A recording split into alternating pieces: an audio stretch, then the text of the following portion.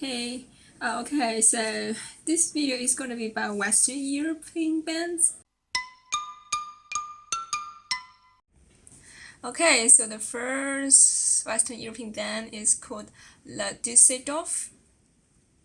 La Düsseldorf are a krautrock band from Düsseldorf, Germany, formed in 1976. They are highly influential on David Bowie and the Brian Eno's Berlin era. David Bowie claimed them to be the soundtrack of the 80s. By the way, krautrock. Krautrock is a broad term encompassing sounds and artists that emerged in the late 60s. The bands merge various genres of psychedelic rock, avant-garde electronica, jazz improvisation, and funk rhythm, with a shared interest in electronics, textures, and repetition. It is described as American psychedelia meets icy Germanic detachments. If you haven't heard La Düsseldorf, you might have heard the legendary krautrock act called Neue. And after Neue disbanded, the frontman of Neue, called Klaus Stinger, went on to form La Düsseldorf.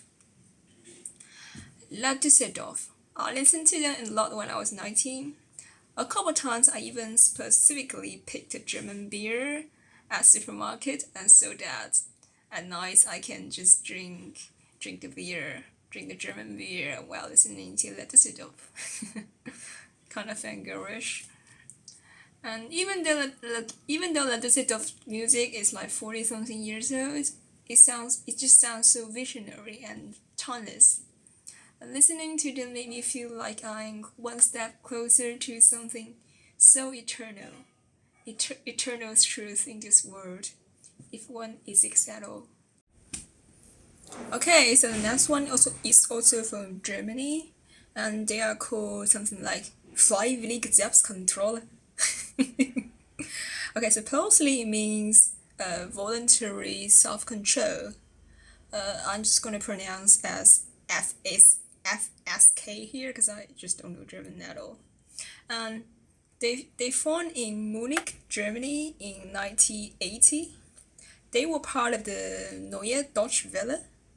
Literally just means New German Wave. A New German Wave was an German underground movement with roots in British punk and British new wave music. And despite being influenced by the British music, the new German wave band wanted to have some national characteristic, and then they usually sing in German. I discovered the band FSK through the BBC DJ John Peel. John Peel was a big fan of the FSK and invited them to Peel Section 6 times in total. And FSK were one of the very few non-UK bands that had been to Peel Sessions over 5 times. And they once did a Peel section by playing 4 covers of the Beatles. I guess I am just a little bit of a John Peel nerd. Not very interesting trivia. FSK's music was generally post-punk, alternative rock. They had this kind of intellectual skepticism and a casual nonchalance that the British post-punk band called The Fall also mastered back in the days. However, FSK has some playfulness of their own, and they sing in German. Okay, so the next one is called Lithugs. Weird name, right? So their members consist of young thugs, little thugs, old thug, and other thugs. Just kidding. So Lithugs were a punk rock hardcore band from a city called Angers, France, from 1983. Jonathan Pullman, the founder of the label Sub Pop, once told a story. Back in 1988, I was having a trip to Berlin with Mudhoney, who were playing at a festival in Berlin. As an official representative of the insurgent American underground, I was pleased to know that most of the European bands that were playing at the festival were god-awful. Wondering just how horrible it could get, I decided to check out a French rock band. Maybe they could play some Mick DeVille covers. The band was Lithox, and they effortlessly blew my shit away.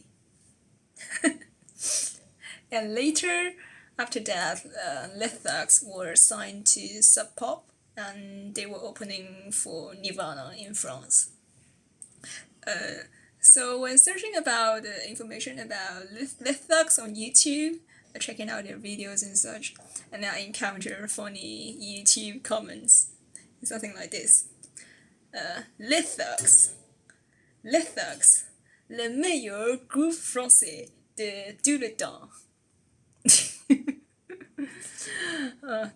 The best French group of all time. So let's go south a little, to Italy, to the sunshiny, to the Sicily. So I'm going to introduce an Italian band called Uzeda, who are from Catania, Sicilia. Uzeda are a grunge punk rock band with a female vocalist who croon and scream. They play the cry loud, cry dynamic, just like Nirvana and Pixies. And they share the legendary producer Steve Albini as well. Steve Albini certainly has a knack for producing that kind of dissonant noise that is just sufficient to entice adrenaline, yet always ends at the right time, so that it's never annoyingly overwhelming. Bands like Uzeda reminds us how we fell in love with rock and roll, the purity of its spirits while sounding dirty. So next one is called Motorcycle from Trondheim, Norway. I discovered the band Motorcycle through Radio Music, and I was impressed by their consistent high ratings throughout the 20 years of their musical career. So then I went to check it out. I wouldn't say Motorcycle are among my favorite of all time, but they are indeed very consistent. And rarely is any track bad, and they're all very good. And they have explored punk, metal psychedelia, stoner, prog, pop, and even jazz throughout their career. I haven't been to Trondheim, but I have been to several Norwegian towns. There is some kind of wideness under the gloominess of Western Norway. It feels like there is something to explode under the highly civilized prosperity. And that kind of contradiction is certainly discernible in Motorcycle's music.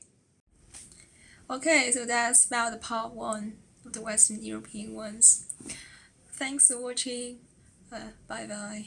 Have a nice day.